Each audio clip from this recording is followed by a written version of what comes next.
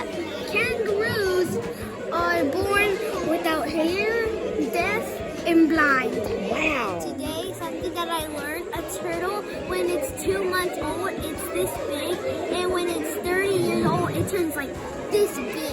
You can see how much there is, and that shows you how old they are. The rings on their shell? Yeah. Nice. I got to touch a porcupine today, and the hair is very thick. What was your favorite thing so far today? The sand? And were you able to do lots of levels of sand? And you liked that the most? That's cool. I know that when kangaroos are baby, when they are born, they're the size of a gummy bear. Wow, really? My favorite thing was the sand thing stuff. Oh, let me see your sand. At least do 12 colors in there. I got more than that. You got more than 12 colors in there? That looks amazing.